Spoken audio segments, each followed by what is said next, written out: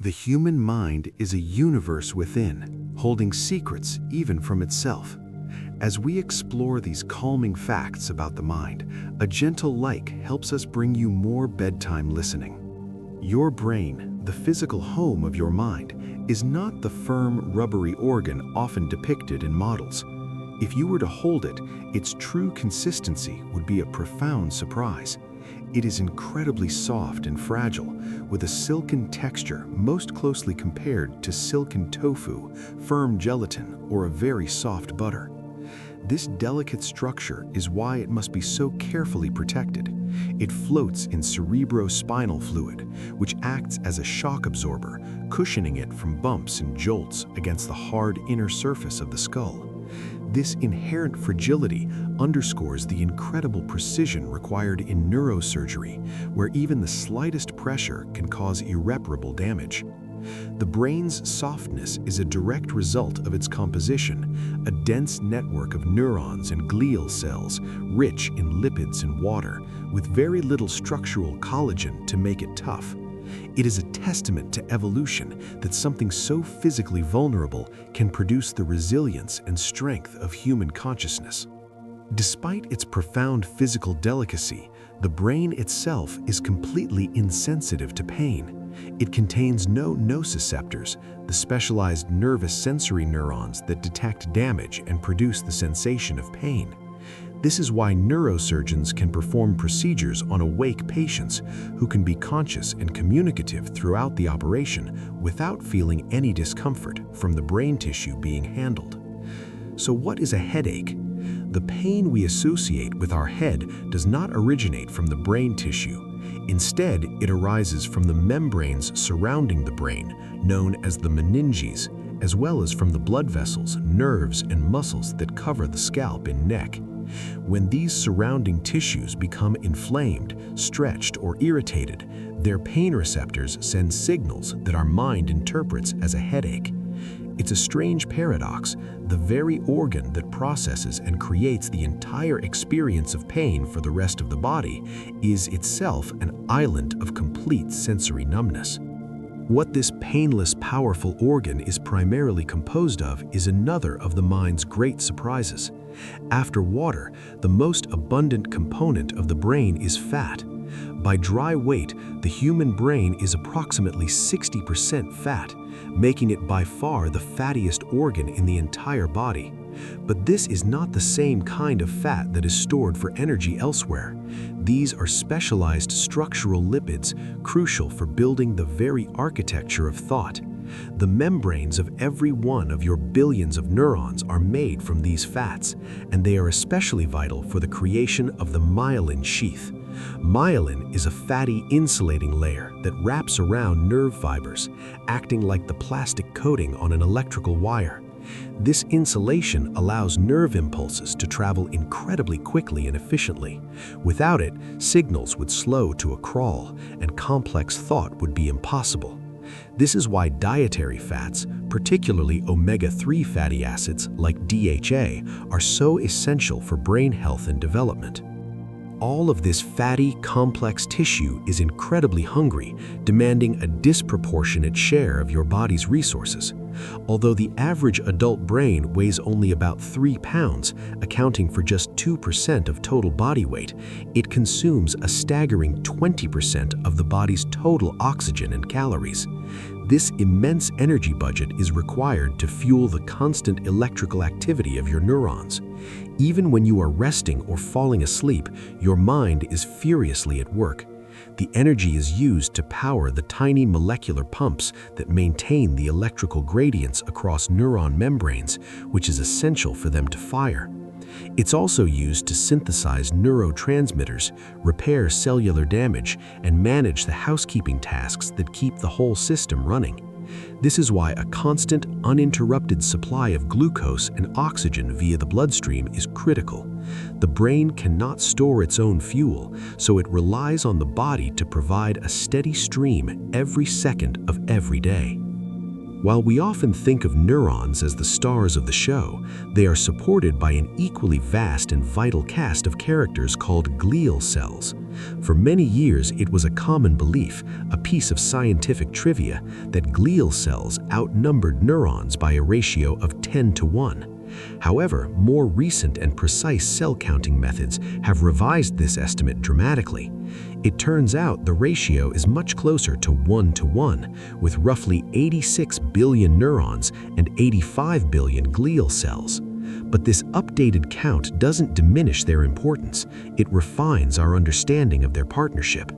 The name glial comes from the Greek word for glue, reflecting the old belief that their only role was to hold the neurons in place. We now know they are active participants in brain function. They supply neurons with nutrients and oxygen, form the insulating myelin sheath, destroy pathogens, and clean up dead neurons and other debris. Some types of glia even help modulate the signals between neurons, influencing how synapses form and function. They are the unsung heroes of the mind. These partnerships between neurons and glia create an electrical grid of unimaginable complexity and length.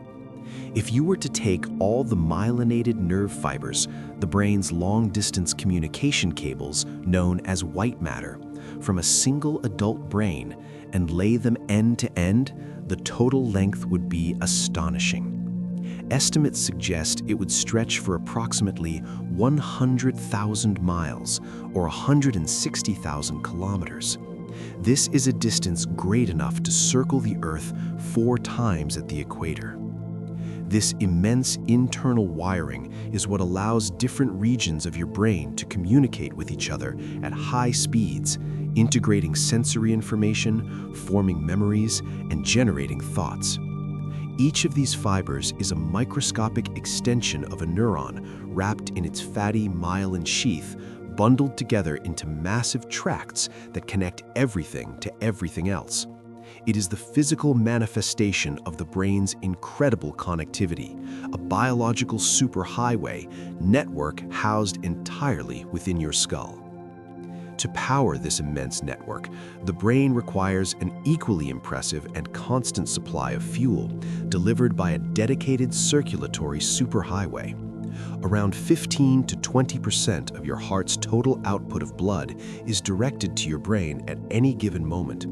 This amounts to about 750 milliliters of blood flowing through your brain every single minute. This supply is so critical that even a 10-second interruption of blood flow can lead to a loss of consciousness.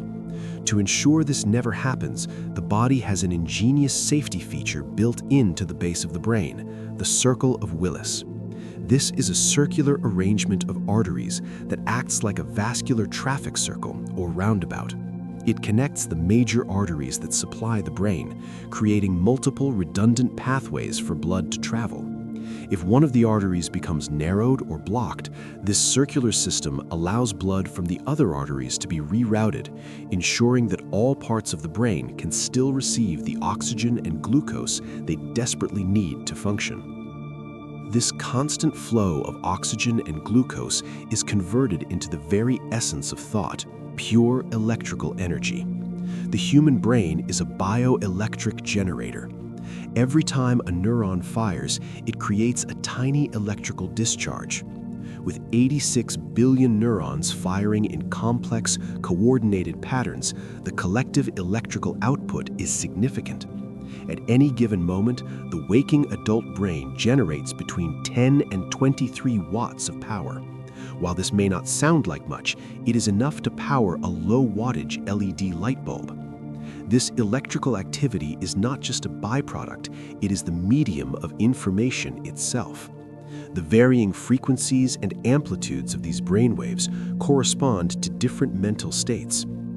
Deep sleep is characterized by slow, high-amplitude delta waves, while a focused, alert state is associated with faster beta waves. This is precisely what an electroencephalogram, or EEG, measures. These faint electrical rhythms from the scalp, offering a window into the mind's silent, humming life. To fit all of this power-generating machinery and its extensive wiring into such a compact space, the brain evolved a brilliant solution for maximizing its surface area. The iconic wrinkled and folded appearance of the human brain is not random. It is a masterpiece of natural engineering. The outer layer, the cerebral cortex, responsible for consciousness, language, and memory, is crumpled into a series of ridges called gyri and grooves called sulci. This intricate folding allows a very large sheet of neural tissue to be packed inside the confines of the skull. If you could take out the cerebral cortex and flatten it completely, it would cover an area roughly the size of a large square pillowcase, about 2.5 square feet.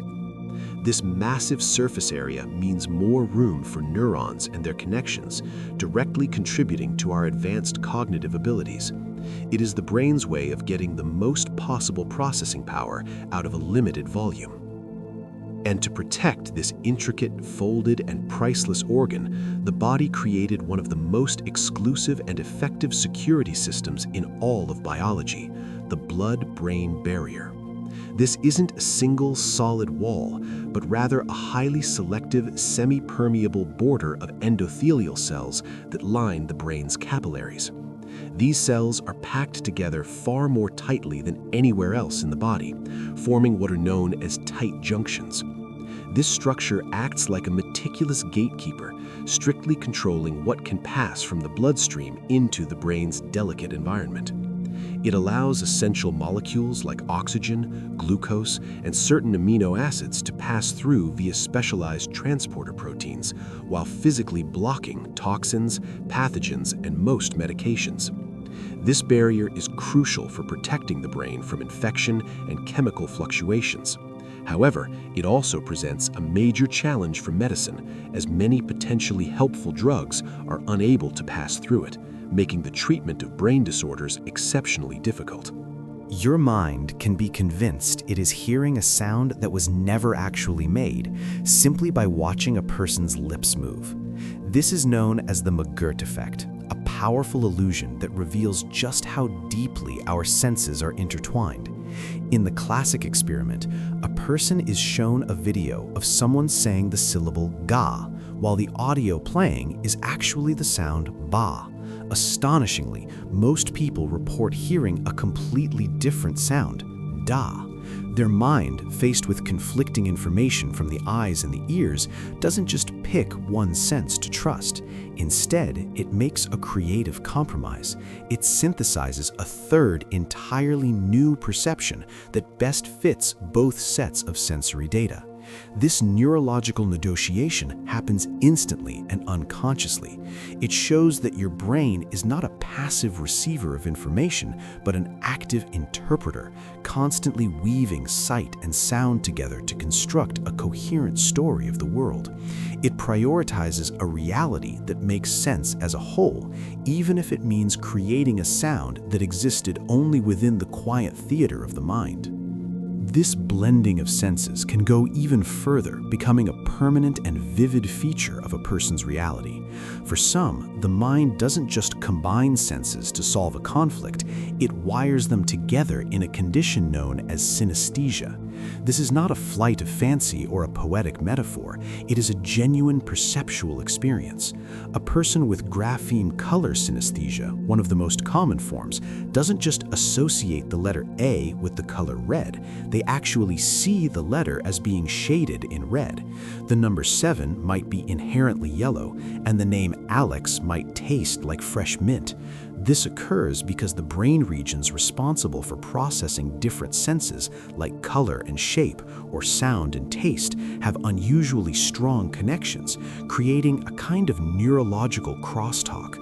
For a synesthete, hearing a piece of music can trigger a cascade of colors that dance in their field of vision, or feeling a particular texture can evoke a specific sound, turning everyday sensory input into a rich and multi-layered experience. Just as the mind can create sensory experiences that blend together, it can also maintain a powerful sensation of something that is no longer physically present. This is most profoundly seen in the phenomenon of phantom limbs. After an amputation, up to 80% of people continue to feel their missing arm or leg with vivid clarity. This is not a memory or a trick of the imagination. The mind generates real, tangible sensations. They may feel an itch on a non-existent foot, a cramp in a vanished calf, or the graceful movement of fingers that are no longer there. This occurs because the brain contains a complete map of the body, a neural blueprint located in the somatosensory cortex. When a limb is removed, the part of the map corresponding to it doesn't just go dark, it remains active, and without any real-world input to regulate it, it can fire spontaneously, creating these ghostly but completely convincing sensations. The phantom limb is a powerful testament to the fact that our experience of our own body is generated not in the body itself, but within the intricate architecture of the mind. This internal body map is constantly being updated by a silent, invisible sense you use every moment of every day, proprioception. Often called our sixth sense, it is the mind's innate knowledge of where each part of your body is in space without you having to look. Close your eyes and touch your finger to your nose. The ability to do that, to know the precise location and trajectory of your arm, hand, and finger, is proprioception at work. It's a constant stream of information flowing from tiny sensory receptors in your muscles, tendons, and joints, all feeding back to the brain. This sense allows you to walk without watching your feet, type without looking at the keyboard, or lift a glass to your lips with perfect coordination. It is so fundamental and operates so far below the level of conscious thought that we rarely even notice it's there. Yet without it, the simplest act of movement would become an impossible challenge, requiring intense visual focus for every step, proving that some of the mind's most amazing feats are the ones it performs in complete silence. Of all our senses, the sense of smell has the most uniquely direct and powerful connection to the parts of our brain that handle memory and emotion. When you see, hear, or touch something, that sensory information first travels to a brain region called the thalamus, which acts as a sort of switchboard, routing the signals to the correct processing areas. But scent is different. Information from your olfactory bulb, which processes smells, bypasses this switchboard entirely. It takes a direct, unfiltered pathway straight to the brain's emotional core, the amygdala, and its primary memory hub, the hippocampus. This is why a single unexpected scent, the smell of old books, a specific perfume, or rain on hot pavement, can trigger an intensely vivid and emotional memory from years ago that rushes back with stunning clarity. It feels less like remembering and more like time traveling, a neurological shortcut that demonstrates how deeply our minds have woven our emotional history into the very air we breathe. While some senses have a direct line to our past, others can be surprisingly unreliable when it comes to the present. Your mind can easily fail to notice a major change in your immediate surroundings if your attention is directed elsewhere, a phenomenon known as change blindness. In one famous study, a person would be stopped on the street and asked for directions. During the conversation, two workers carrying a large door would walk between the two speakers, and in that brief moment, the person asking for directions would be secretly swapped with a different actor. Over half of the participants completely failed to notice they were now talking to a totally different person. This isn't a failure of vision, but a feature of how the mind processes reality. It doesn't function like a video camera, recording every single detail. Instead, it captures the gist of a scene and uses attention to fill in the rest. If a change is unexpected and occurs during a moment of distraction, the mind simply continues with its old model of the scene, rendering a massive change completely invisible. Even more remarkably, the mind is not just ignoring parts of the world, it is actively creating parts of our vision to cover up for a physical flaw in our own eyes. In the back of each of your eyes is a natural blind spot, a small area on the retina where the optic nerve passes through, leaving no room for light-detecting photoreceptor cells. Logically, this should create a noticeable black hole in your field of vision for each eye. Yet, you perceive a seamless, uninterrupted world. This is because your mind performs an incredible trick called perceptual filling in. It uses the visual information from the surrounding area as well as input from your other eye to make an educated guess about what should be in that blind spot.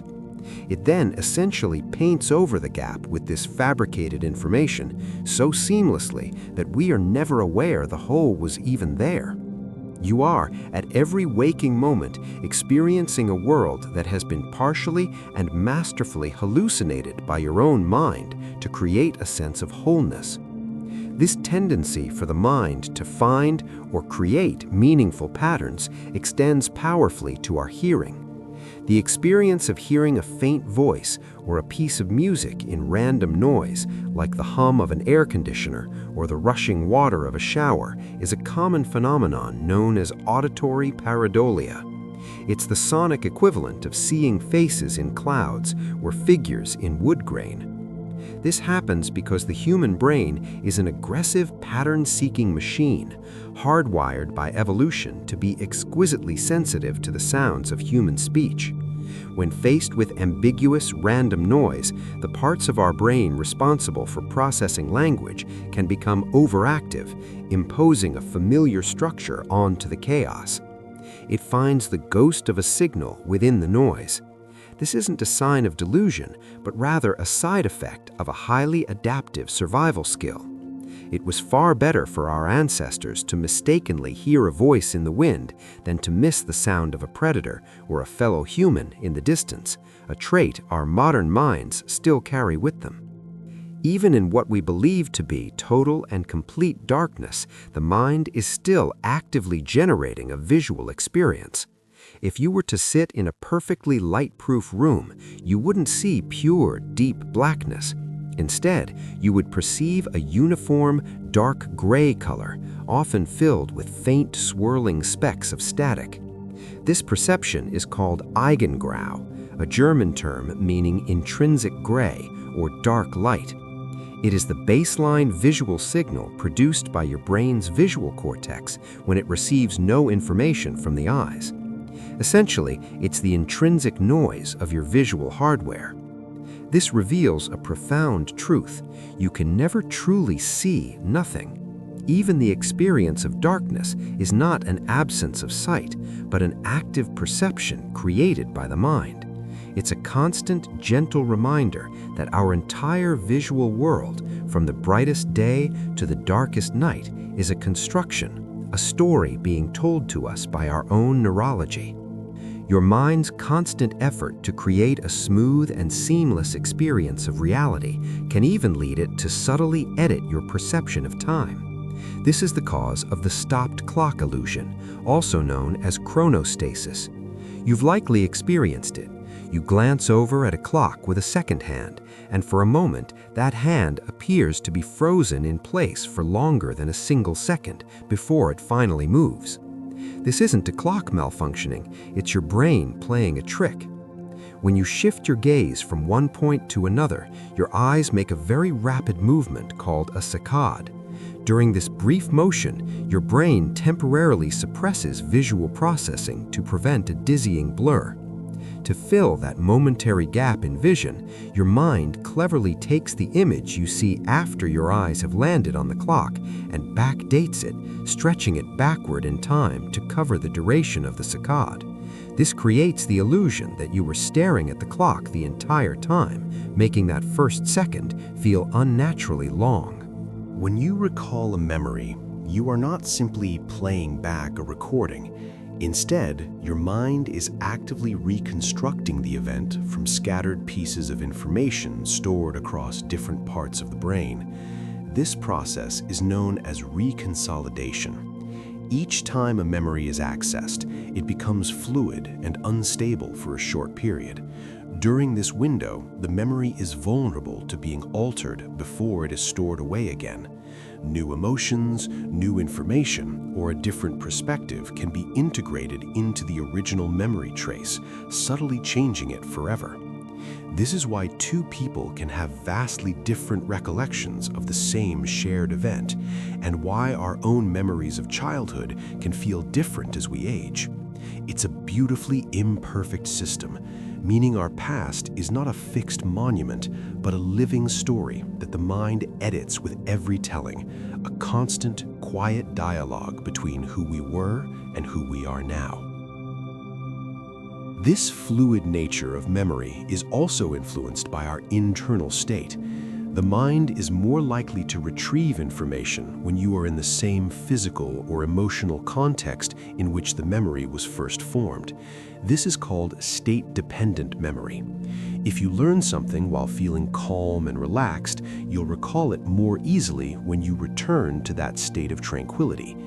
It's the reason why a certain song can instantly transport you back to a specific summer evening, or the smell of rain can unlock a long-forgotten childhood feeling. Researchers demonstrated this powerfully with scuba divers who were better able to remember a list of words learned underwater when they were tested underwater, compared to being tested on land. Your mood, your environment, and even your posture act as subtle keys, unlocking specific doors within the vast library of your mind, reminding us that remembering isn't just a mental act, but a full-body experience. Sometimes, however, the simplest physical act can cause a surprising mental lapse. You've likely experienced it. You walk purposefully into a room only to stop and wonder what you came in for. This is a real psychological phenomenon known as the doorway effect. Our minds tend to compartmentalize our experiences, creating distinct event models for what happens in different contexts. A doorway serves as what psychologists call an event boundary. As you pass through it, your mind mentally closes the file on the previous room and opens a new one for the current space. This mental refresh can cause the thoughts and intentions from the previous episode to be momentarily jettisoned from your working memory. It's not a sign of a failing memory, but rather a fascinating side effect of a highly efficient mind, one that's constantly trying to organize the endless stream of reality into manageable chapters, even if it means we occasionally forget why we wanted the scissors. While doorways can fragment our immediate intentions, the quiet stillness of sleep does the opposite. It weaves our experiences together into a coherent whole. The mind uses sleep as a critical time for memory consolidation. While you rest, your brain is incredibly active, replaying the significant neural events of the day in fast forward. This process, which occurs largely during deep, slow-wave sleep, strengthens the connections between neurons, effectively transferring important memories from the temporary storage of the hippocampus to the more permanent archive of the neocortex. It's like a diligent librarian working through the night, sorting, filing, and cross-referencing the day's acquisitions. This is why a good night's sleep after studying is profoundly more effective than staying up all night. It's not passive downtime for the mind. It is the active, essential process of building the very architecture of your knowledge and personal history. This nightly process of building memory, however, can sometimes create things that never were. The mind is not only a recorder of the past, but also a brilliant and sometimes deceptive storyteller, capable of creating entirely false memories. In groundbreaking studies, psychologist Elizabeth Loftus showed how easily these can be implanted. By using suggestive language and subtle social pressure, she could convince participants that they vividly remembered events from their childhood that never actually happened, like being lost in a shopping mall or spilling a punch bowl at a wedding. These are not lies. The person genuinely experiences the fabricated event as a true memory, with complete sensory details and emotional weight. This happens because the mind uses schemas and scripts to fill in gaps in our recall, borrowing details from real experiences to construct a plausible yet fictional narrative. It's a humbling reminder of the mind's creative power and its vulnerability to suggestion. What is the most vivid memory you have from your childhood that you suspect might not be entirely accurate? Sometimes, however, the struggle isn't with a false memory, but with a real one that's just out of reach. That frustrating sensation of having a word on the very edge of your awareness, yet being unable to say it, is called the tip of the tongue phenomenon, or lethalogia. It's a retrieval failure, not a storage failure. The information is still filed away in your mind, which is why you can often recall related details, like the word's first letter, its number of syllables, or words that sound similar. It's as if you found the correct file in the cabinet, but the label is smudged just enough to be unreadable. This experience reveals how memories are stored not as isolated files, but within a complex, interconnected web of associations. The word itself is one node, connected to sounds, meanings, and related concepts. When the primary connection is weak, the mind attempts to find it by activating all the surrounding nodes, giving you that tantalizing feeling of being so close, yet so far. While we often struggle to recall things, the mind also possesses a surprising ability to intentionally forget. This isn't just the passive decay of a memory over time, but an active, deliberate cognitive process called directed forgetting. In experiments, when subjects are shown a list of items and then instructed to forget them because they were a mistake, their ability to recall that list later is significantly impaired. It appears the brain engages inhibitory control mechanisms, actively suppressing the neural pathways leading to that unwanted information. This mental housekeeping might be a crucial skill, allowing us to discard outdated or irrelevant information, like an old password or a previous plan, to free up cognitive resources for what's currently important.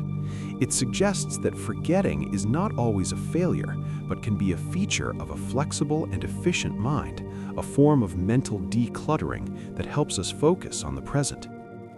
Forgetting, however, is a luxury some people do not have. There is an exceptionally rare condition called hyperthymesia, or highly superior autobiographical memory. Individuals with this condition can recall an immense number of their life experiences in vivid, almost photographic detail. Ask them for any date from their past, and they can often tell you what day of the week it was, what they did that day, what the weather was like, and even what news events were happening. Their mind appears to function like a perpetual automatic diary. While it may sound like a superpower, many with hyperthymesia describe it as a burden. The inability to forget means that painful, embarrassing, or simply mundane moments are just as accessible as the happy ones, playing back with unrelenting clarity. Their experience reveals a profound truth.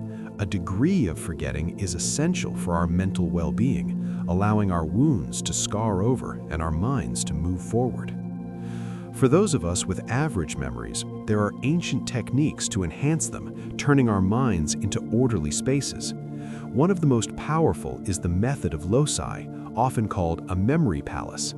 This mnemonic device, used by ancient Greek and Roman orators, leverages the brain's exceptional capacity for spatial memory. To remember a list of items, say a shopping list or the key points of a speech, you visualize a familiar location, like your own house, in great detail. Then you mentally walk a specific route through that location, placing each item you need to remember in a specific spot. To recall the list, you simply re-walk the route in your mind, seeing each item where you left it.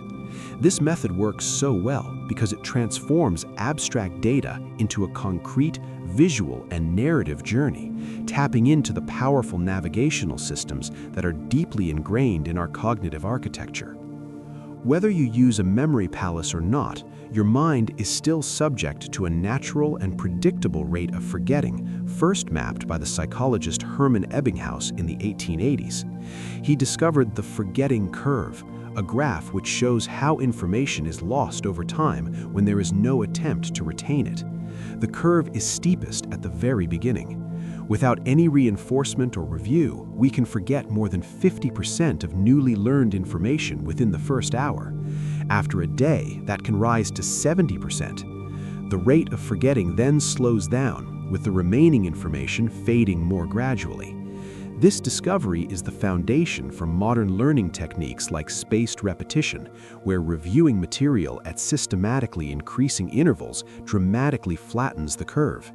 It proves that memory is not a static vault, but a garden that requires tending. Without regular care, its contents will inevitably be reclaimed by time. Your mind is more effective at learning when you deliberately make the process a little more difficult.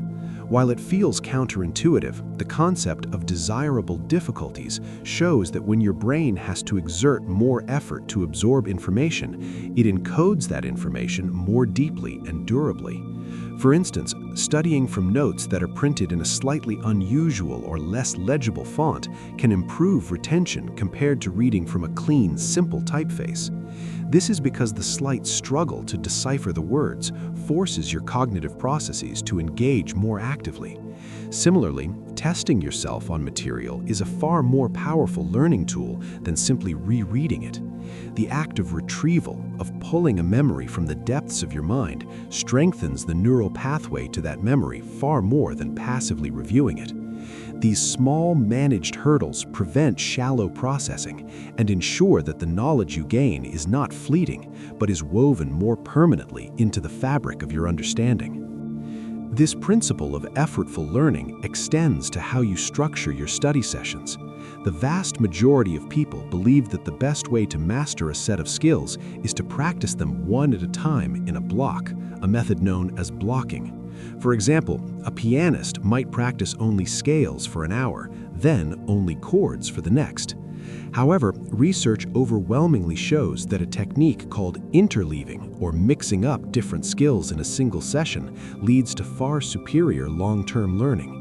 While interleaving may feel slower and more frustrating in the moment, it forces your brain to constantly load and reload different mental blueprints. It can't go on autopilot. This constant retrieval and differentiation builds a more flexible and adaptable understanding of each skill, making you a better problem solver. It's the difference between knowing a fact and truly understanding the context in which that fact becomes useful. Sometimes the most profound problem solving happens not when you are actively forcing your mind to work, but when you let it go entirely. The famous aha moment, that sudden flash of insight where a solution appears as if from nowhere, has a distinct neural signature. Brain scans show that just before the moment of insight, there is a burst of high-frequency brainwave activity, known as gamma waves, in the brain's right anterior superior temporal gyrus. This area is associated with making connections between distant ideas. What's more, this burst is often preceded by a moment of mental quiet, a brief shutting down of visual input, as if the mind is closing its eyes to look inward. This suggests that insight isn't magic. It's the culmination of a period of unconscious processing, where your mind has been working on the problem in the background, testing connections that your focused, conscious mind had dismissed or overlooked. Our minds have developed an ingenious way to handle the overwhelming complexity of the world. We offload our thinking onto our environment. This concept, known as cognitive offloading, is not a modern phenomenon born of smartphones, but a fundamental human strategy. Every time you write a shopping list, set a reminder, or even just arrange your kitchen so the coffee mugs are next to the coffee maker, you are outsourcing mental work. You are using the external world as a hard drive for your memory, freeing up precious cognitive resources for more abstract thought, creativity, and decision-making. Far from being a sign of mental laziness, this is a hallmark of an incredibly efficient and adaptive mind. It recognizes that its internal processing power is a finite resource, and it cleverly manipulates the physical world to create a distributed cognitive system, a mind that extends beyond the skull. One of the most powerful tools for this kind of background processing is sleep. While your conscious mind rests, your sleeping brain is hard at work, reorganizing information and forging new connections. In particular, the dream-rich stage of REM sleep appears to be a creative powerhouse for problem solving. During REM, the brain's neurochemical environment changes with lower levels of certain neurotransmitters that normally enforce logical, rigid thinking. This allows the mind to explore more distant and unusual associations between memories and ideas. It's why you can go to bed stumped by a complex problem and then wake up with a novel solution seemingly delivered to you overnight. Your brain has been running simulations, connecting disparate concepts in a way your waking, logical mind would never attempt, effectively conducting a form of creative brainstorming while you sleep. Of course, our cognitive processes are not always so elegantly effective. They are also prone to predictable errors and biases. Perhaps one of the most curious is the Dunning-Kruger effect, a cognitive bias where individuals with low ability in a particular area tend to dramatically overestimate their own competence. This isn't born of arrogance, but of a fundamental metacognitive deficit. The skills required to perform a task well are often the very same skills required to recognize competence, or a lack thereof, in oneself and others. For example, a person who is poor at grammar is also, by definition, poorly equipped to spot grammatical errors, including their own. Their mind lacks the framework to see its own shortcomings. Conversely, experts in a field often underestimate their own relative ability because they are keenly aware of the vastness of their subject and incorrectly assume the tasks they find easy are also easy for others. Another common mental trap that hinders problem solving is known as functional fixedness. This is a cognitive bias that limits you to using an object only in the way it is traditionally used. Your mind becomes fixed on the object's primary function, making it difficult to see novel or creative applications. The classic experiment demonstrating this involves giving participants a candle, a box of thumbtacks, and a book of matches, and asking them to attach the candle to a wall so that wax won't drip on the floor. Most people struggle because they see the box only as a container for the tacks. The creative solution, which requires overcoming functional fixedness, is to empty the box, tack it to the wall, and use it as a makeshift shelf for the candle. This shows how our past experiences and learned definitions, while often helpful, can build mental walls that prevent innovative thinking. Just as mixing up topics can improve learning, so too can spacing them out over time. The spacing effect is one of the most robust findings in the science of memory. It confirms that you will remember information for much longer if you distribute your learning sessions over a period of days or weeks, rather than cramming it all into one marathon session. When you first learn something, the memory is fragile. Each time you revisit that information after a period of forgetting has begun to set in, you force your brain to engage in active retrieval. This process of recalling the information strengthens the synaptic connections involved and signals to the brain that this memory is important and worth holding on to. Cramming might get you through an exam the next day, but the information is stored as a shallow, short-term memory that quickly fades. Spaced repetition builds a deep, lasting foundation of knowledge. Not all learning is about facts and figures. When you learn a physical skill, like playing a piano piece or riding a bicycle, your brain encodes it as a procedural memory.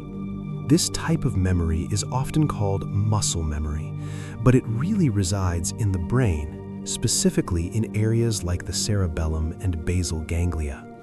It operates almost entirely outside of your conscious awareness. Once a skill becomes proceduralized, you can perform it smoothly and automatically without having to think about each individual step. In fact, consciously thinking about the mechanics of a well-learned skill can often disrupt your performance. This is why a skilled typist can't easily tell you where the G key is without looking, but their fingers can fly to it without a moment's thought. It's a separate, silent form of knowing, a deep intelligence held not in words, but in action. The mind's incredible ability to learn and adapt can sometimes lead to a peculiar and immersive phenomenon known as the Tetris effect. This occurs when you devote so much time and attention to a particular activity that it begins to pattern your thoughts, mental images, and even your dreams. After playing the video game Tetris for many hours, people often report seeing falling geometric shapes when they close their eyes, or mentally trying to fit real-world objects like boxes on a supermarket shelf together in perfect arrangements. This isn't just a quirky anecdote, it's a powerful demonstration of neuroplasticity. The brain has become so efficient at the cognitive processes required for the game that it begins to apply that pattern-matching template to the world at large. It's a vivid reminder that what we repeatedly focus on doesn't just pass through our minds, it actively reshapes them. Even the simple act of arranging your facial muscles into a smile can send feedback to your brain that gently nudges your emotional state towards positivity. This is known as the facial feedback hypothesis. While it's not a magic cure for a bad mood, the connection is very real. Your mind doesn't just send signals to your body is in constant conversation with your mind. When you smile, even a forced one, the physical activation of the muscles involved, like the zygomaticus major, sends signals to the brain that are associated with genuine happiness. This can lead to a small but measurable change in how you feel. The same is true for a frown, which can subtly amplify feelings of sadness or anger. This feedback loop is a quiet reminder that our mind and body are not separate entities, but an integrated system where a physical action can gently alter a mental state, and a mental state can manifest as a physical posture. It's a delicate dance of influence happening just beneath the surface of our awareness. This mind-body connection becomes much less subtle when we experience the very real phenomenon of being hangry. That sudden wave of irrational anger or irritability when you've gone too long without food isn't just a quirky personality trait, it's a direct biological response. Your brain consumes about 20% of your body's energy, and its preferred fuel is glucose.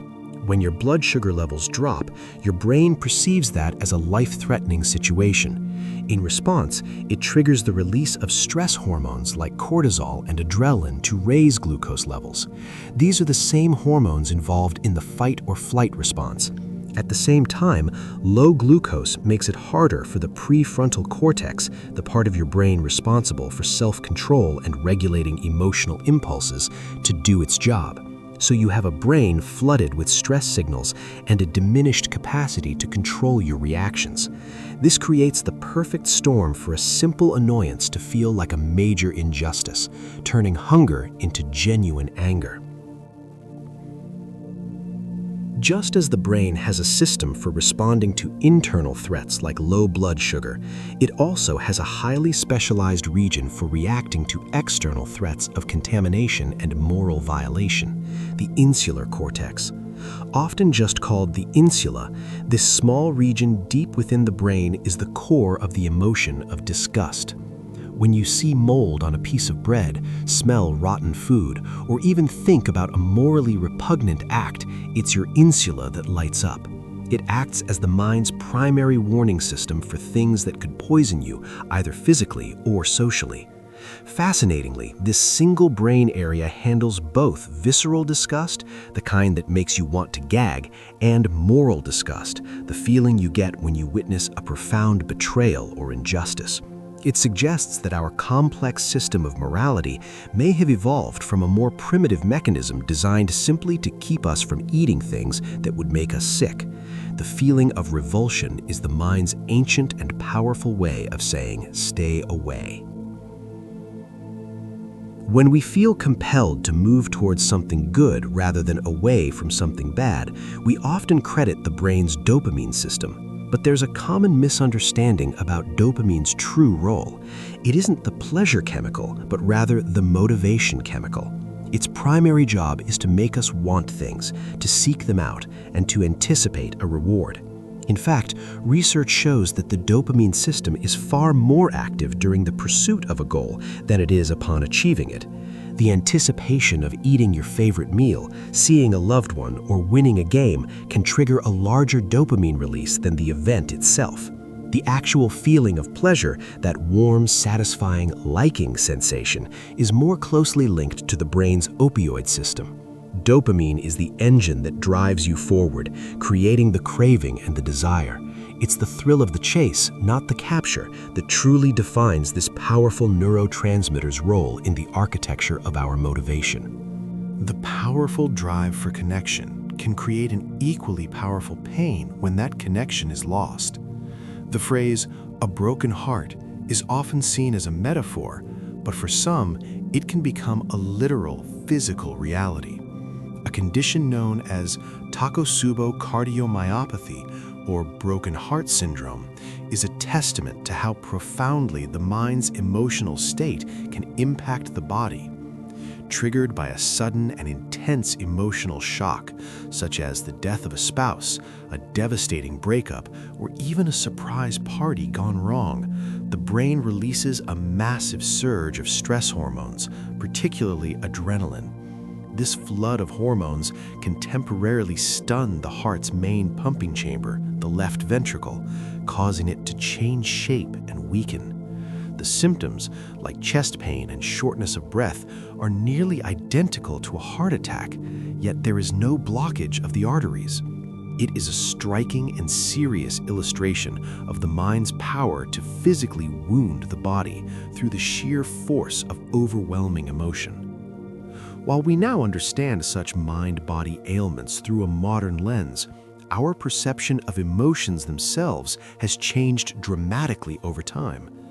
Consider the feeling of nostalgia. Today, we think of it as a gentle, bittersweet longing for the past, often a comforting and positive experience. But when the term was first coined in 1688 by a Swiss medical student, it was classified as a serious and sometimes fatal neurological disease. Observed primarily in Swiss mercenaries serving far from their homeland, nostalgia was seen as a pathological form of homesickness. Its symptoms included persistent weeping, anxiety, irregular heartbeat, and a complete loss of appetite. Physicians of the era treated it as a cerebral disease caused by the vibrations of animal spirits through the brain's fibers. It was considered a uniquely Swiss affliction, and doctors believed it could be cured by being sent home or, in some severe cases, by being frightened into forgetting the past. It's a powerful reminder that emotions are not just biological states, but are also shaped by cultural interpretation. Just as our interpretation of an inner feeling can change, our mind's reaction to an external stimulus can be surprisingly consistent and primal. Take the color red. Beyond its cultural associations with love or anger, the mere sight of this color can have a direct and measurable impact on your mental performance. A body of research has shown that being exposed to the color red right before a challenging cognitive task, like an exam or an IQ test, can significantly impair performance. The effect seems to be rooted in a deep subconscious association between red and danger, mistakes and failure. Think of stop signs, warning labels, or the red ink of a teacher's corrections. This triggers what psychologists call an avoidance motivation, where the mind subtly shifts from a creative, open approach to a more cautious, risk-averse mindset, making it harder to solve complex problems. It's a quiet process happening below the level of conscious thought, where a simple wavelength of light can prime your mind for failure. This subtle influence from our environment is magnified when it comes from other people. You may have noticed how a single person's bad mood can spread through an office, or how one person's laughter can ignite a whole room. This is emotional contagion, a process where we unconsciously catch feelings from others, much like we might catch a cold. It happens through a process of automatic and continuous mimicry. Without realizing it, you will mirror the facial expressions, tone of voice, posture, and body language of the person you're interacting with. When you adopt their smile or their frown, the facial feedback loop sends signals to your own brain, triggering the corresponding emotional state within you. This isn't the same as empathy, which is a conscious understanding of another's feelings. Emotional contagion is a far more primitive, physical, and immediate neurological synchronization. It's the invisible thread that connects our nervous systems, binding us together in a shared emotional space. While we may wish to avoid catching negative emotions like sadness, the mind may actually have a profound and important use for this state.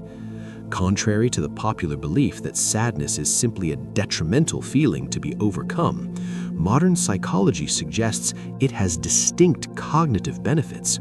When you are in a sad mood, your mind tends to shift from a broad, creative, and intuitive thinking style to one that is more detailed, analytical, and focused. This can result in improved memory for specific details as the mind is paying closer attention to its surroundings. Studies have shown that a mildly sad mood can also reduce judgmental biases like the halo effect, making us less likely to be swayed by first impressions.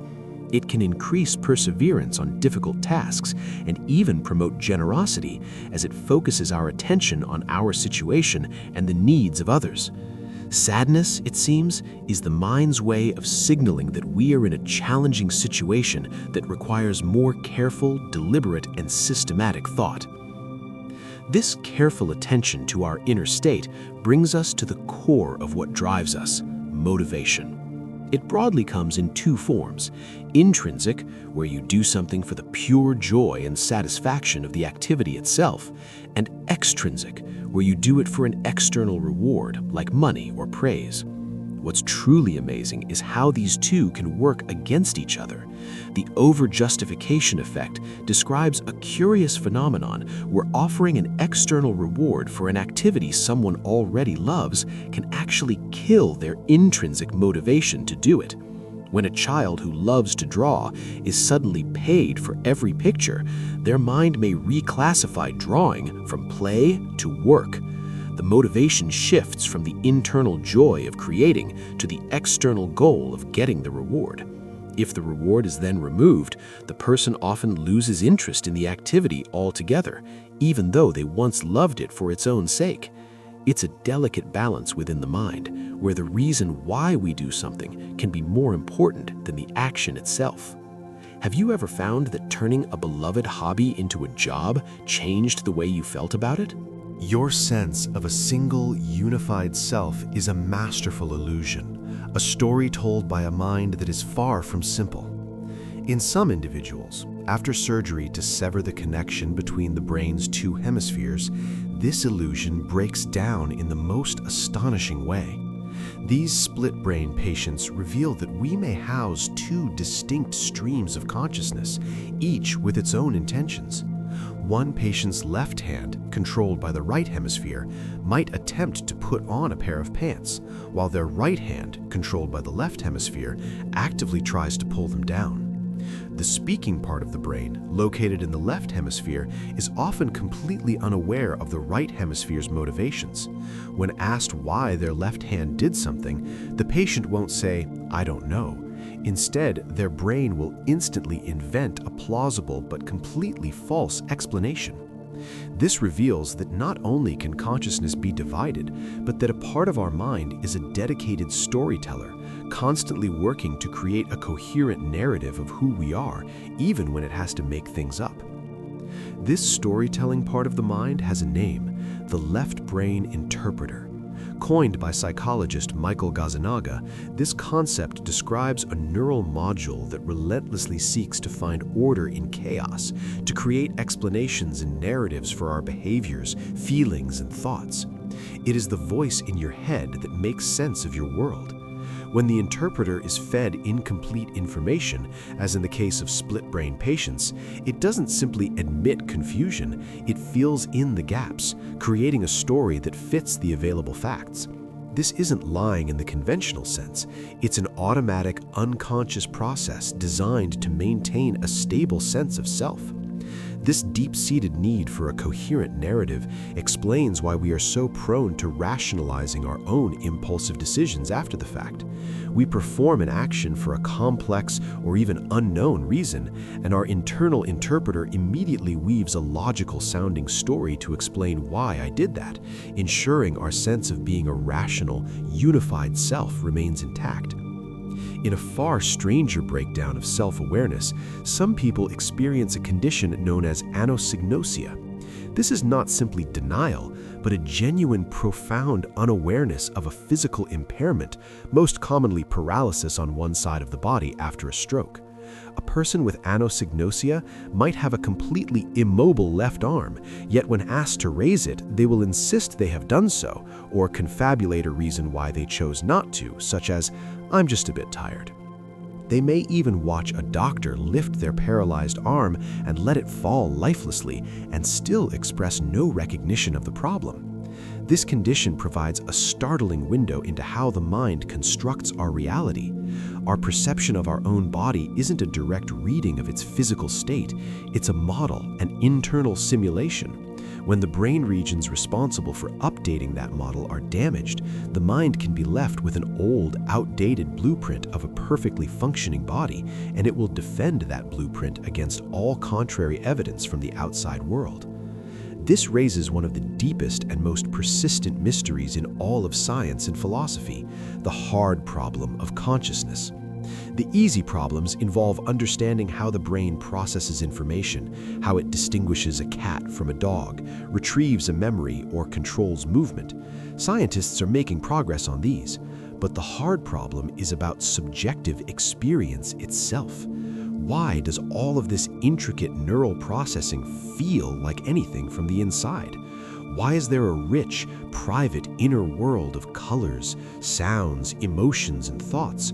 There is nothing in the laws of physics that says a complex network of firing neurons should generate the experience of seeing the color red, or feeling the pang of sadness, or tasting the sweetness of honey. This is the mystery of qualia, the raw, qualitative feel of experience. It is the gap between the objective, physical processes of the brain and the subjective, personal reality of the mind, a gap that we have not yet even begun to bridge. Our mind's construction of self is so powerful that it can maintain a vivid sense of body parts that no longer exist. This is the basis for phantom limb syndrome, where up to 80% of amputees continue to feel their missing limb as if it were still there. They can feel it move, itch, cramp, and even experience intense pain within it. This is not a memory or a psychological trick. It is a genuine sensory experience generated by the brain. The brain contains a detailed map of the body called the cortical homunculus, and when a limb is removed, the part of that map corresponding to it often remains active. It no longer receives input from the limb, so it can begin to fire spontaneously, creating powerful sensations without a physical source. It's a haunting reminder that our sense of embodiment, of inhabiting our physical form, is an ongoing project of the mind, a simulation so robust it can outlive the body itself. It makes me wonder if you have ever had a sensation so vivid it felt real, even when you knew it couldn't be. Let me know in the comments if you'd feel comfortable sharing. In one of the most extreme and terrifying alterations of self-identity, some individuals suffer from Cotard's delusion, also known as walking corpse syndrome. This is a rare psychiatric disorder where a person holds the unshakable belief that they are dead, do not exist, or are missing their internal organs or blood. They may stop eating or drinking, believing they have no need for sustenance, and can be utterly convinced that they are a decaying corpse. Neurologically, it's thought to be linked to a disconnect between the brain regions responsible for recognizing faces and the emotional centers in the limbic system. When the person sees their own reflection, there is no accompanying feeling of familiarity or emotional warmth. Their logical mind sees the face and concludes, "That looks like me," but their emotional brain sends back a signal of complete unfamiliarity, of nothingness. The mind's desperate attempt to reconcile this conflict can lead to the terrifying conclusion, I must already be dead. The mind's map of the body is not only powerful, but also surprisingly malleable, as demonstrated by the famous rubber hand illusion. In this simple but profound experiment, a volunteer sits with their real hand hidden from view, while a realistic rubber hand is placed in front of them. A researcher then begins to stroke both the hidden real hand and the visible rubber hand in perfect synchrony with two small paintbrushes. Within a minute or two, the majority of people will begin to experience the rubber hand as their own. They feel the sensation of the brushstrokes as if they are coming from the fake hand. The illusion can become so strong that if the researcher suddenly lunges at the rubber hand with a hammer, the person will flinch and show a physiological stress response as if their own body were under threat. This reveals that our sense of self is not fixed. It is a dynamic process that depends on integrating vision, touch, and proprioception, and the brain will readily update its body model to incorporate a foreign object if the sensory evidence is consistent and compelling. While the rubber hand illusion involves adopting something new into the self, the experience of depersonalization involves a feeling of profound detachment from it. People who experience this describe it as feeling like a robot or an actor in a movie about their own life. Their actions, thoughts, and feelings seem to belong to someone else, and they feel like a passive observer rather than an active participant. The world around them might also feel unreal or dreamlike, a related state called derealization. It is not a loss of reality testing like in psychosis. The person knows these feelings are strange and not objectively true. Instead, it is a profound shift in the subjective quality of consciousness itself. It's thought to be a kind of psychological defense mechanism, a mental circuit breaker that creates emotional distance during times of extreme stress or trauma, effectively separating the experiencing self from the observing self to protect the mind from overwhelming input. This complex sense of self isn't something we're born with. It has to be built. One of the classic ways psychologists track its emergence in children is with the mirror test. A researcher discreetly places a mark, like a spot of lipstick, on a child's forehead and then places them in front of a mirror. Very young infants, under about 18 months old, will typically see the reflection as another child. They might wave at it, touch the mirror, or look behind it for the other baby. They show no sign of recognizing that the person with the mark on their head is them. But around 18 to 24 months, something clicks. The child will see the reflection, touch their own forehead, and show signs of self-awareness. This developmental milestone indicates the formation of a self-concept, the understanding that they are a distinct individual with a physical body that is separate from the rest of the world. It is the moment the mind first recognizes itself. Deep within the brain lies a network that appears to be the very seat of this narrative self-referential mind. It's called the Default Mode Network, or DMN. Neuroscientists discovered it almost by accident when they noticed that a specific set of brain regions consistently became more active when people were not engaged in a specific task. When a person is simply resting quietly in a scanner, their mind wanders, and it is the DMN that lights up. This network is where we daydream, reminisce about the past, plan for the future, and try to understand the perspectives of other people. It is the engine of our inner monologue, the home of your autobiographical self. When you are focused on an external task, the DMN deactivates to allow other networks to take over. But the moment you have a free second, it springs back to life, continuing its endless work of constructing, maintaining, and reflecting upon the story of you. That strange, sudden, full-body flinch you sometimes experience just as you're drifting off to sleep has a name: the hypnagogic jerk. It feels like a jolt or a sensation of falling, often accompanied by a visual flash. While its exact purpose remains a topic of scientific debate, the leading theory suggests it's a kind of neurological misfire. As your body transitions into sleep, your muscles begin to relax and your breathing slows. Your brain, however, can sometimes misinterpret this profound relaxation as a sign that you are genuinely falling. In a split-second panic, the brain's motor system sends out a powerful electrical signal to your limbs to catch yourself, resulting in that startling twitch that pulls you back to the edge of wakefulness. Another hypothesis suggests it's a remnant of our primate ancestry, a built-in alarm to prevent ancient tree dwellers from actually falling from a branch as they fell asleep. It's a harmless, if abrupt, reminder of the delicate dance between the waking world and the realm of sleep. This brief moment of conflict in the brain is usually fleeting, but sometimes the boundary between sleep and wakefulness can blur in a much more profound and unsettling way. This leads to the phenomenon of sleep paralysis, an experience documented across cultures for centuries. During the rapid eye movement, or REM stage of sleep, where most vivid dreaming occurs, your brain wisely paralyzes your voluntary muscles. This protective mechanism, called REM atonia, prevents you from physically acting out your dreams. Sleep paralysis happens when your conscious mind wakes up before your body does. You become fully aware of your surroundings, but you cannot move or speak, as the REM atonia is still in effect. This disorienting state is often accompanied by intense auditory and visual hallucinations as the dream state bleeds into reality.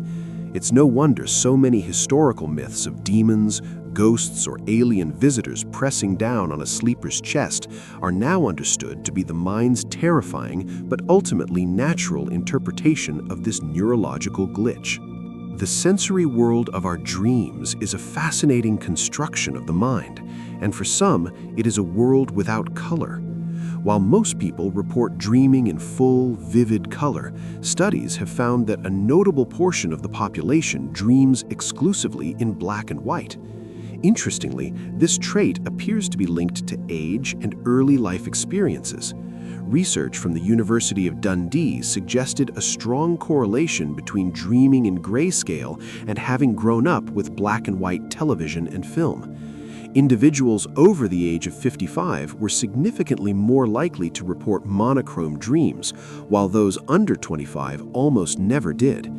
This suggests that the visual media we are exposed to during our formative years can profoundly influence the very fabric and aesthetic of our subconscious dreamscapes.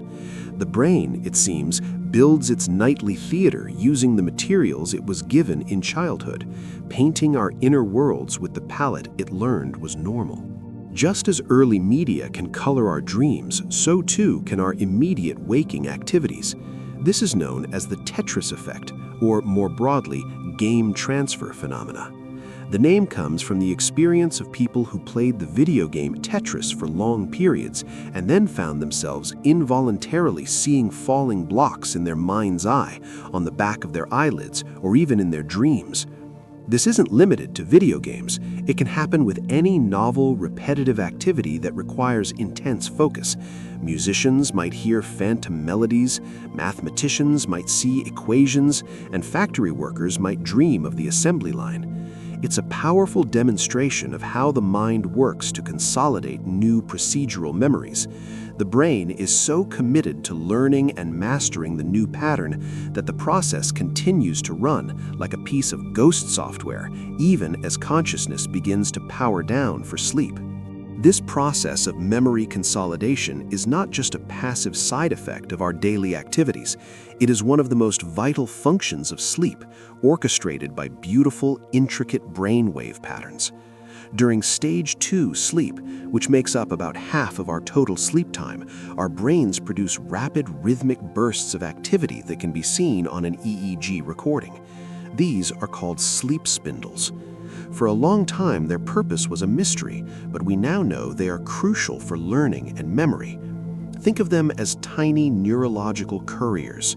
They work to transfer freshly learned information and experiences, our short-term memories largely held in the hippocampus, to the neocortex for more permanent, long-term storage.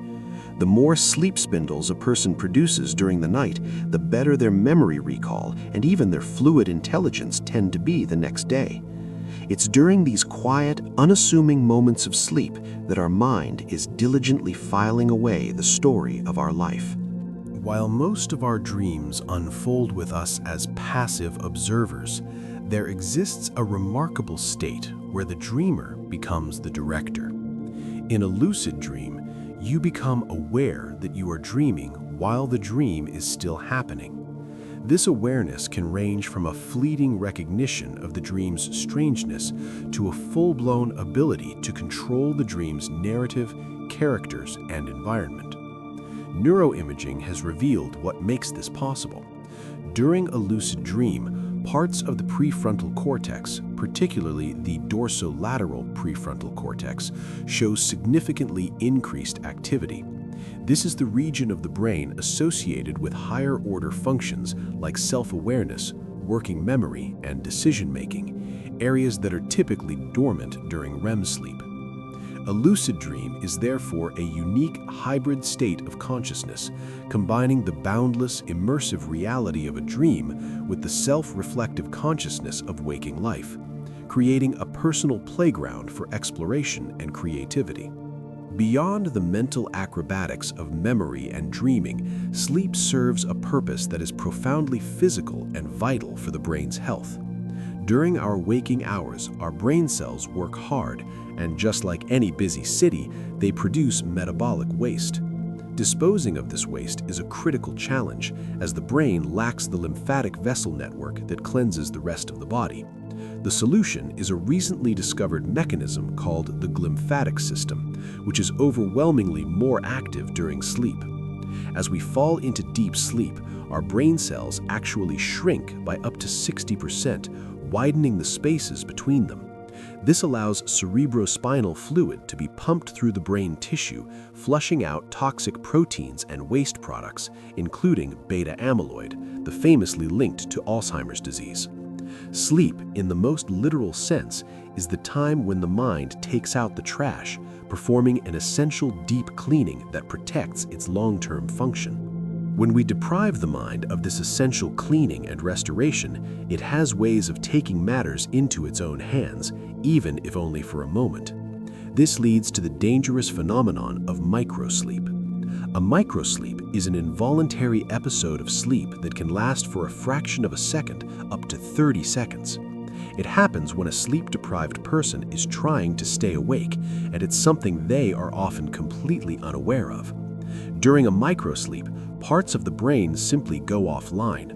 Your eyes might remain open, and you may even continue to perform a simple automatic task like driving, but your brain is not processing any external information. You experience a lapse in attention and a loss of consciousness for that brief window. It's the brain's emergency shutdown mechanism, a desperate attempt to get the rest it needs, and it highlights the profound and non-negotiable need for proper restorative sleep. The brain's powerful drive for self-preservation is also on display when we sleep in an unfamiliar place for the first time. This is known as the first night effect, a well-documented challenge for sleep researchers and a common experience for travelers. You toss and turn, feeling vaguely on edge, and wake up feeling less refreshed than usual. Neuroscientists at Brown University discovered why. On that first night in a new environment, one hemisphere of your brain stays more awake than the other. Specifically, the left hemisphere remains in a state of heightened vigilance, more sensitive to unusual sounds and ready to jolt you fully awake at the slightest sign of potential danger. It acts as a dedicated night watchman. This asymmetrical sleep pattern is seen in animals like dolphins and seals, which need to remain partially conscious to breathe or watch for predators. It's a remarkable ancient survival instinct, proving that a part of our mind always remains on guard in unknown territory. While one part of the sleeping brain stands guard, another part is free to explore, connect, and create in ways the waking mind cannot. This is why dreams are often credited as a powerful engine for problem-solving and scientific discovery. The waking brain is governed by logic and linear thought, which can sometimes trap it in a loop, unable to see a problem from a new perspective. The dreaming brain, however, is unbound by these rules. In the fluid, associative state of REM sleep, the mind can make bizarre and novel connections between seemingly unrelated memories and concepts. This creative reorganization can lead to sudden breakthroughs. The most famous example is the chemist Auguste Kekule, who struggled to understand the structure of the benzene molecule. He later claimed the answer came to him in a dream of a snake seizing its own tail, the ancient Ouroboros symbol, revealing the molecule's revolutionary ring shape. It shows that sleep is not an escape from our problems, but sometimes the most direct path to their solution. The human mind seems hardwired for language, possessing what many linguists once called a universal grammar, a set of innate rules that govern all human tongues. Yet, deep in the Amazon rainforest lives a tribe whose language defies nearly all of these supposed universals. The language of the Pirahan people is one of the most unique communication systems on Earth. It contains no words for numbers or for colors, referring to colors only in comparative terms, like blood-like for red. More astonishingly, it lacks a feature called recursion, which is the ability to embed a clause within another clause, like saying, "I know that he knows that she left." This was long thought to be a fundamental building block of all complex language. The Pirahan language doesn't build these nested structures, communicating in simpler, direct sentences. Their entire perception of the world, including their concept of time and history, seems shaped by this principle of immediate experience, challenging our most basic assumptions about what a mind needs to construct reality through words. This ability to conceive of what another person might know or not know is a profound cognitive leap that our own minds perform constantly. This is known as theory of mind, and it isn't a vague concept, it's a tangible function tied to a specific network in the brain. When you try to guess a friend's intentions, understand a character's motivation in a story, or even realize that someone can't see what you see, a group of brain regions springs into action. Chief among them are the medial prefrontal cortex and the temporal parietal junction, or TPJ. The TPJ, located where the temporal and parietal lobes meet, is particularly fascinating. It becomes highly active when we think about the beliefs, desires, and mental states of others, acting as a kind of cognitive compass for navigating the social world.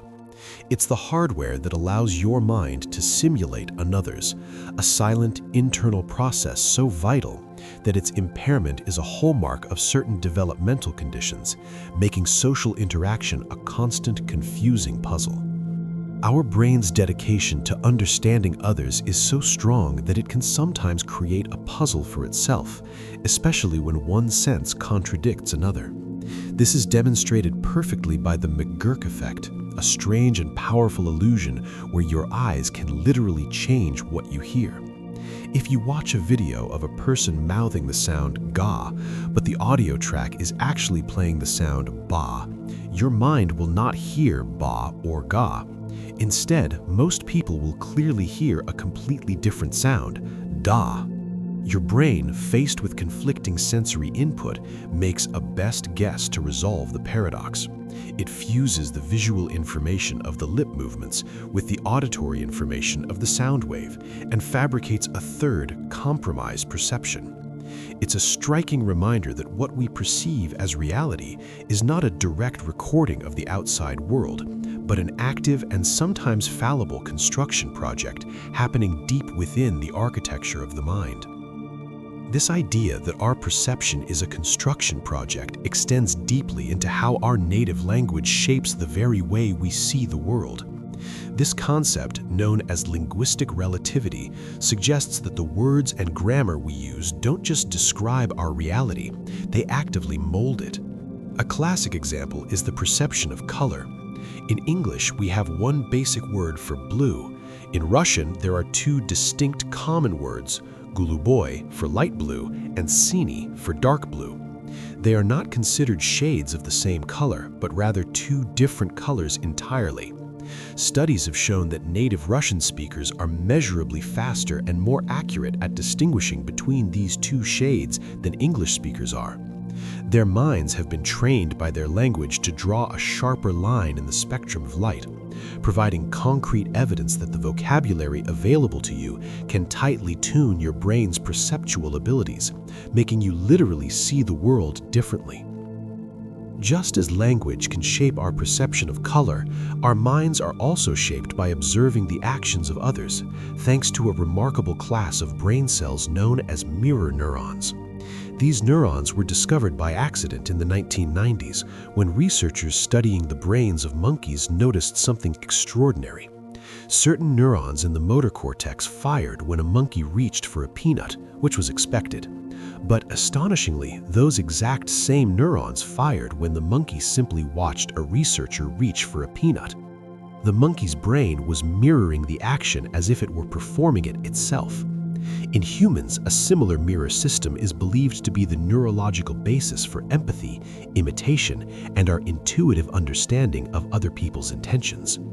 When you see someone smile and you feel a flicker of joy, or you wince when someone stubs their toe, that's your mirror neuron system at work, simulating their experience within your own mind and bridging the gap between you and I.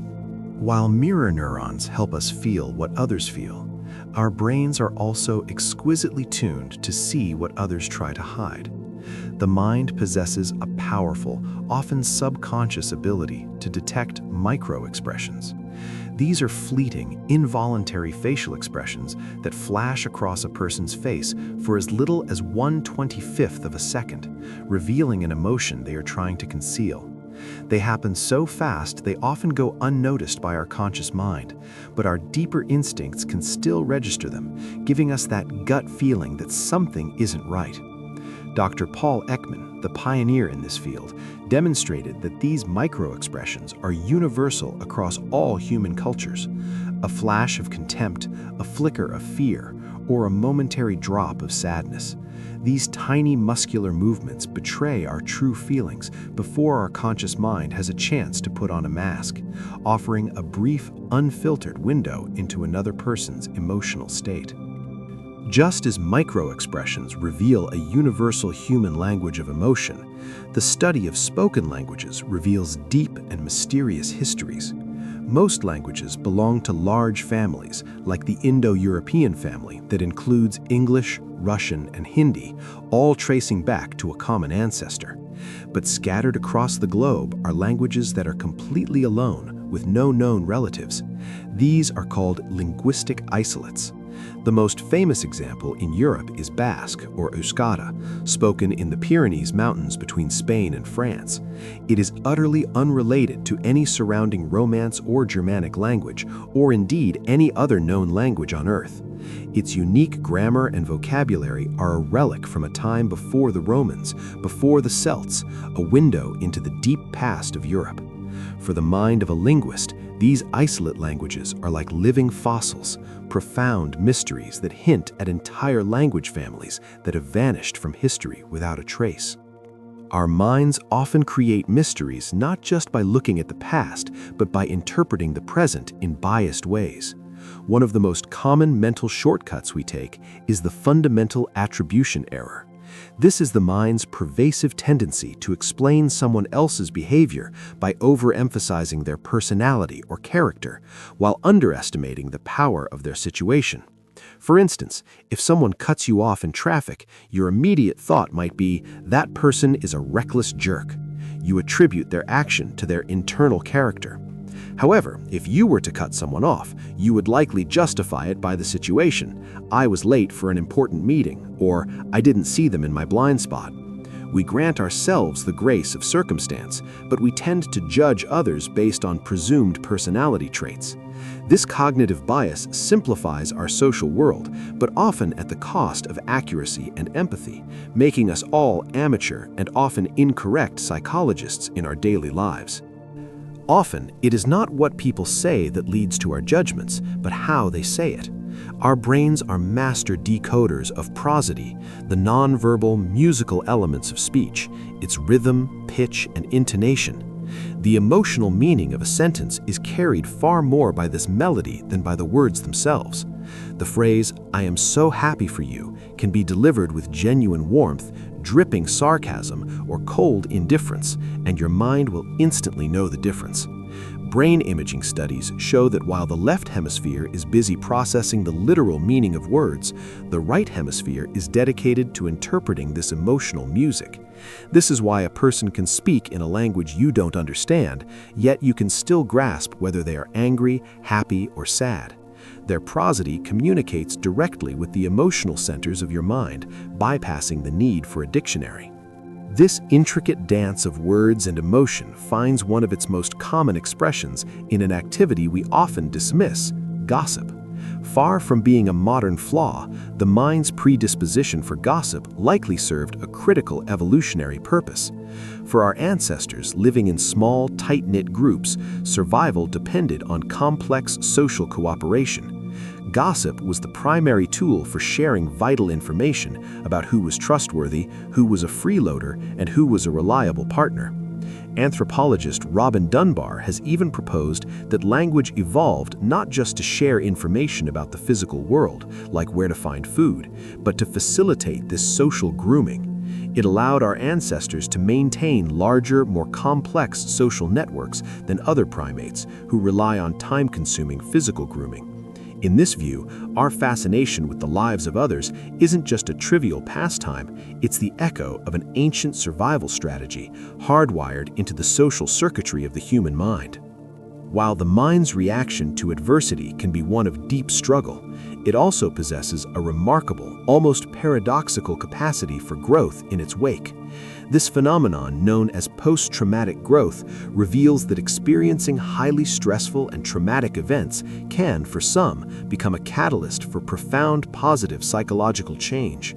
It is not about simply bouncing back to where one was before, but about transforming in fundamental ways.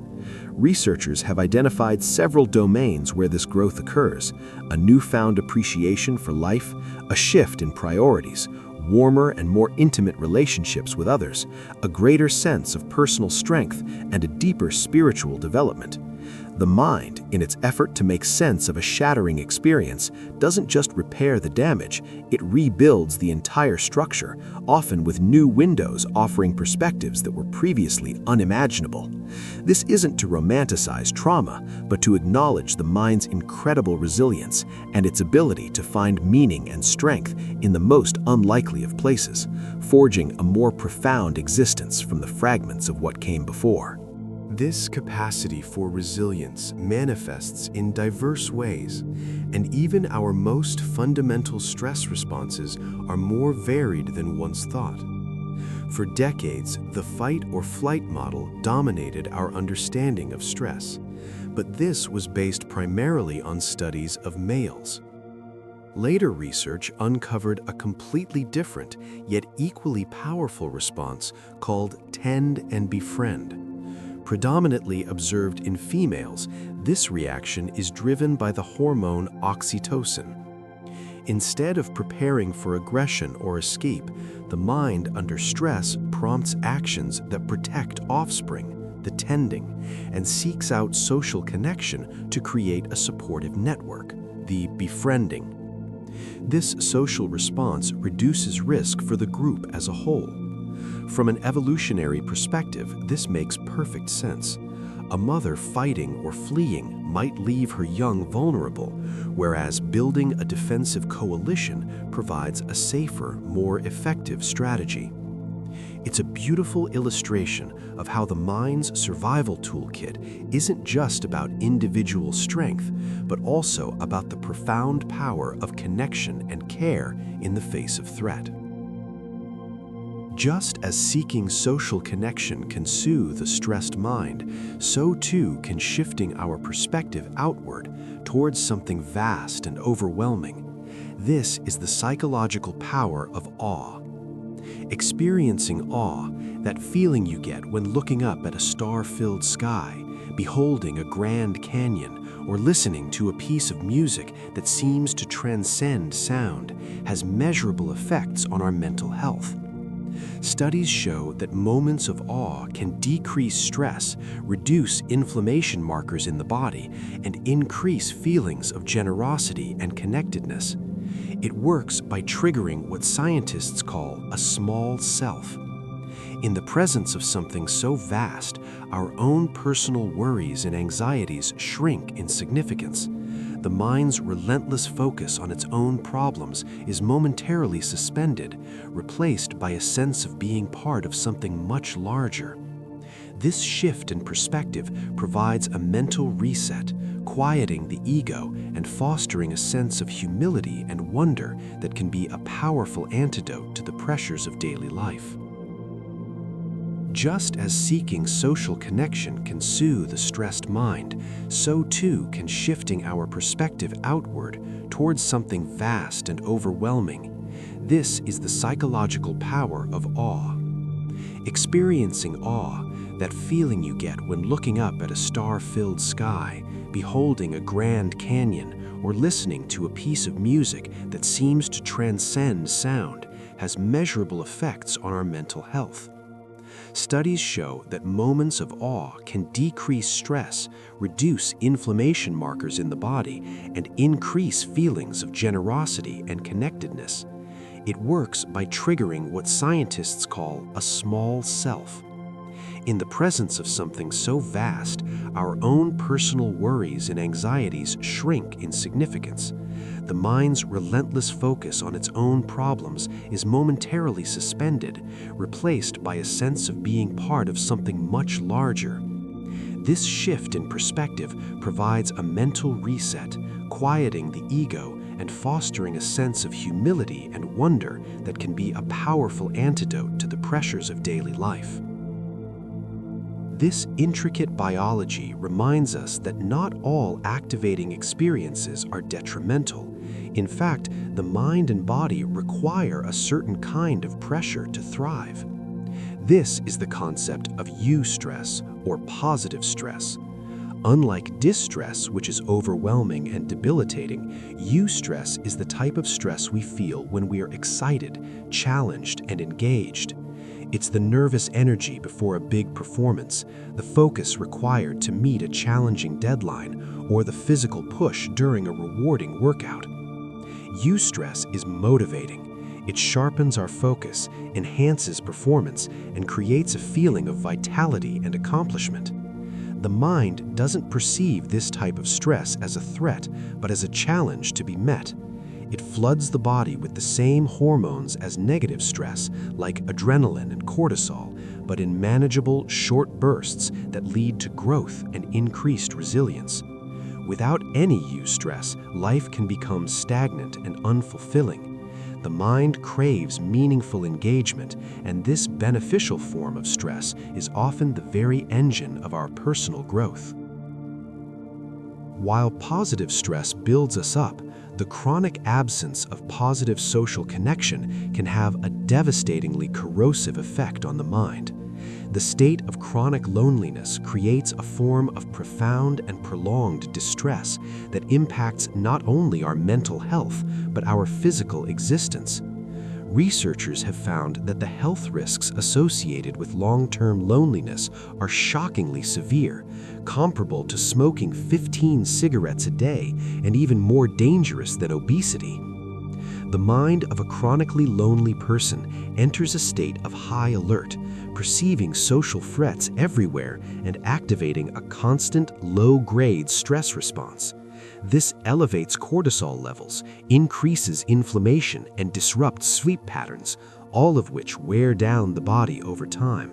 It weakens the immune system and increases the risk of heart disease, cognitive decline, and depression. This isn't just about feeling sad, it's a physiological state where the mind's perceived isolation translates into tangible physical harm, highlighting that social connection is as vital a nutrient for our well-being as food or water. While building these resources helps us face the future, the mind has a curious tendency to create stress by living in that future before it ever arrives. This is the essence of anticipatory anxiety, a phenomenon where the worry about a potential negative event is often far more psychologically taxing than the event itself. When you dread an upcoming presentation, a difficult conversation, or a medical appointment, your brain activates the very same fear circuits that would be triggered if the threat were actually present. Your amygdala fires up, your body releases stress hormones, and you experience the full physiological response of fear, all based on a simulation running in your head. For many, this period of anticipation, which can last for days or weeks, is a prolonged state of suffering. The mind gets stuck in a loop, replaying worst-case scenarios, a process that is exhausting and often entirely disconnected from the eventual reality, which may turn out to be far more manageable than our imaginations led us to believe. Fortunately, the mind and body have a built-in braking system for this kind of anxiety, governed by a remarkable nerve. The vagus nerve is the longest cranial nerve in the body, wandering from the brainstem down through the neck and into the chest and abdomen, connecting with nearly every major organ. It acts as the main highway of the parasympathetic nervous system, the body's rest and digest system. When this nerve is stimulated, it sends a signal to the brain to slow down, promoting a sense of calm. The tone of your vagus nerve, its underlying level of activity, is a key indicator of your emotional resilience. A higher vagal tone is associated with better mood, lower anxiety, and greater stress resilience. Remarkably, we can consciously improve our vagal tone through simple practices. Slow, deep belly breathing, humming, singing, and even splashing cold water on your face can all stimulate this nerve, acting as a manual override to calm an anxious mind and bring the body back into a state of balance. This ability to train our physiological responses is mirrored by the mind's capacity to be trained for future psychological challenges. This is the principle behind a concept known as psychological inoculation or stress inoculation training.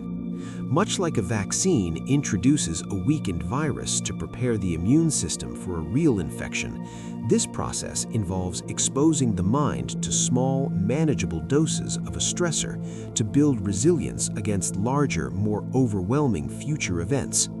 For example, a person with a fear of public speaking might start by practicing in front of a mirror, then for a single trusted friend, gradually increasing the audience size.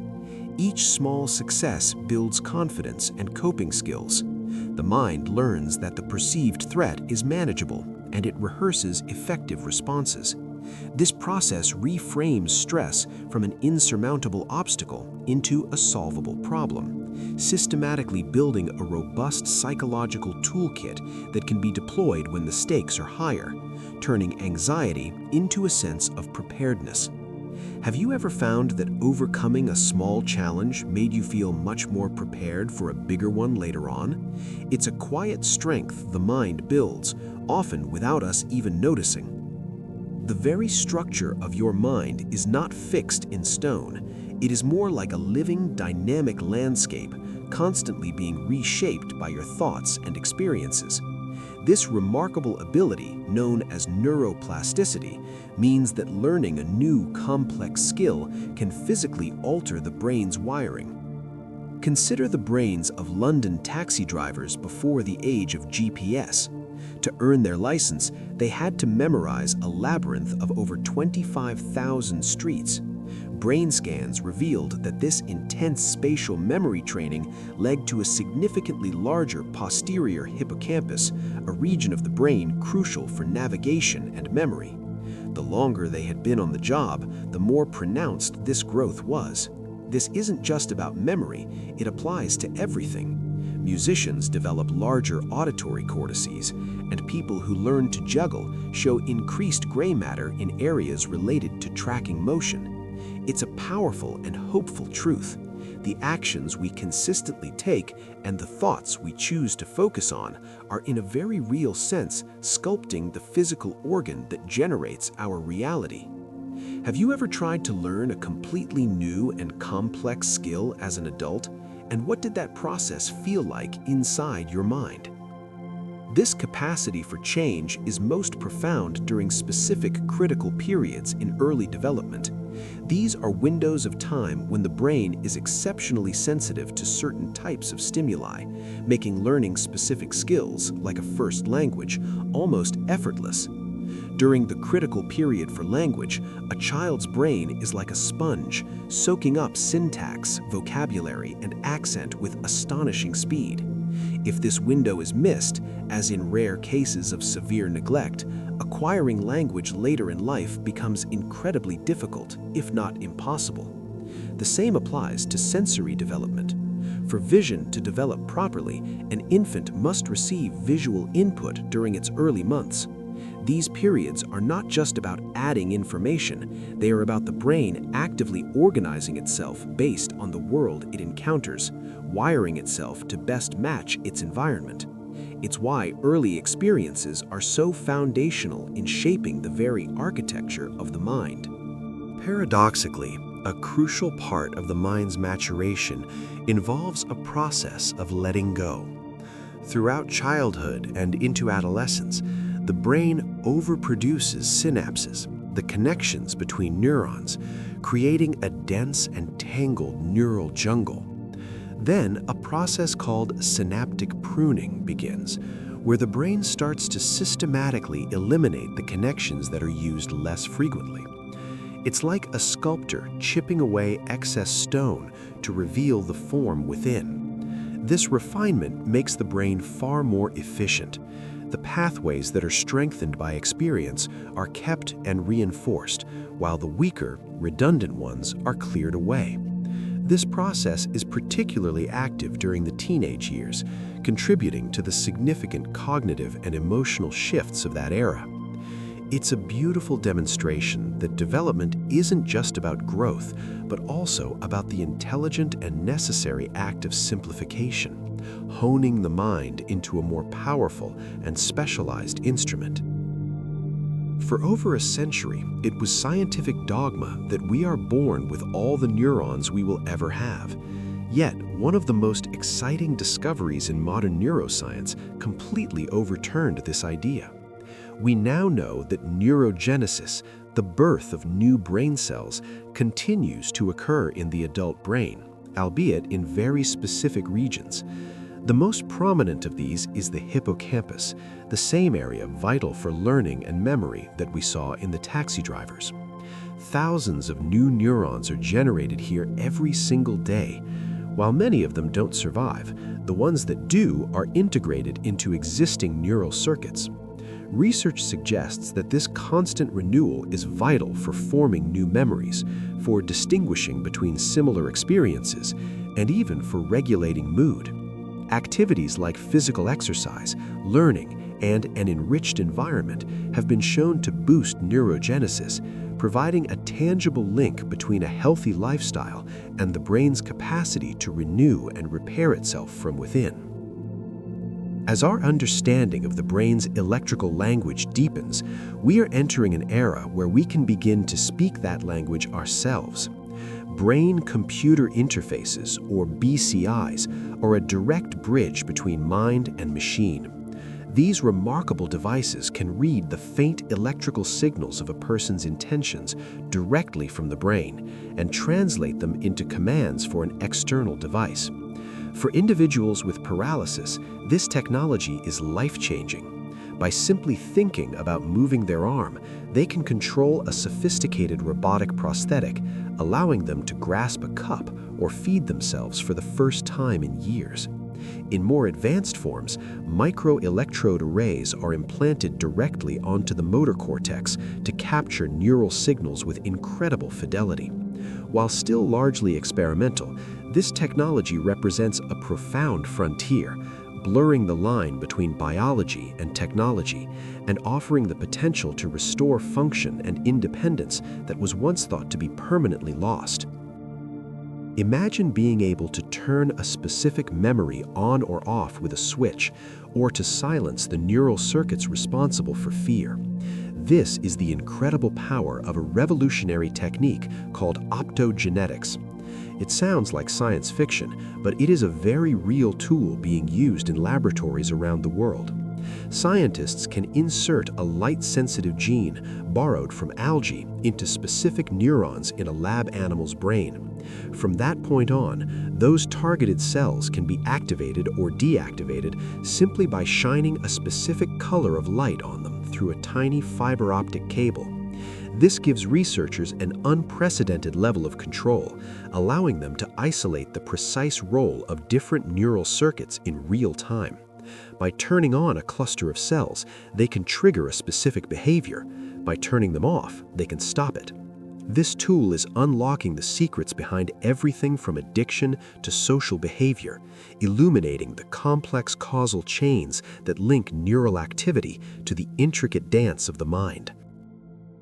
If the brain is a vast, interconnected network, then the ultimate blueprint would be a complete map of every single connection, a wiring diagram of the mind. This is the monumental goal of the Human Connectome Project. The human brain contains roughly 86 billion neurons, and each one can form thousands of connections with others, resulting in trillions of synapses. To map this is a task of almost unimaginable complexity. Using advanced diffusion MRI and other imaging techniques, scientists are painstakingly tracing the major nerve fiber bundles that form the superhighways of information transfer between different brain regions. The goal is to create a comprehensive atlas of these connections, which could then be used to understand how variations in this wiring relate to individual differences in personality, intelligence, and susceptibility to mental illness. It's like trying to map every road, street, and footpath in a city the size of a galaxy, but the resulting map could fundamentally change our understanding of how the mind is built. As we learn to map and interact with the brain's circuits, the question of enhancement naturally arises. Cognitive enhancement refers to the use of technology or pharmacology not just to heal a damaged mind, but to improve the functions of a healthy one.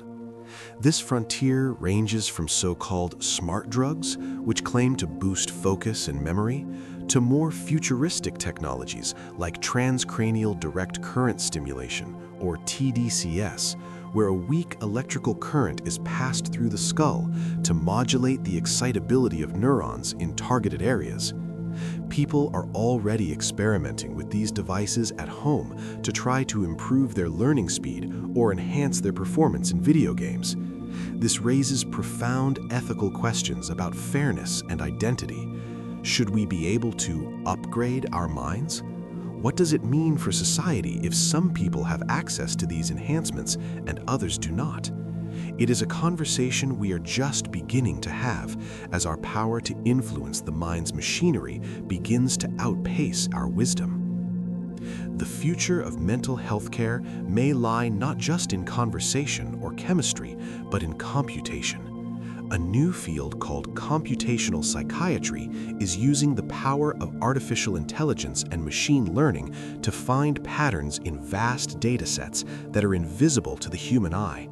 By analyzing everything from brain scans and genetic information to the subtle patterns of a person's speech or even their typing speed on a smartphone, algorithms can begin to identify objective biological markers for conditions like depression, schizophrenia, and PTSD. This could lead to much earlier and more accurate diagnoses, moving beyond subjective descriptions of symptoms to a more precise, data-driven understanding of an individual's mental state. AI could also help predict which patient will respond best to which specific treatment, personalizing mental health care in a way that has never before been possible and offering a new kind of hope through the language of data. And so, after this long journey through the intricate corridors of the mind, we arrive at the ultimate frontier, consciousness itself. We can map the brain's connections, measure its electrical rhythms, and identify the chemicals that flood its synapses. We can understand the mechanics of perception, memory, and decision-making, but we still cannot explain the most fundamental fact of our existence, the subjective, private experience of being. Why does the firing of neurons in the visual cortex feel like the color red? Why does the vibration of air molecules feel like the sound of music? This is what philosophers call the hard problem of consciousness. It is the mystery of how a 3-pound organ of nerve cells and fatty tissue generates the inner movie of our lives, the feeling of warmth from the sun, the taste of sweetness, the sting of sadness, and the simple, profound awareness that we are here at all. The mind's greatest and perhaps final amazing fact is that its deepest secret is its own existence. We've explored the hidden landscapes of the mind, from the ghost in our neurons to the architecture of our dreams. This is a universe we all carry within us, forever vast and full of wonder.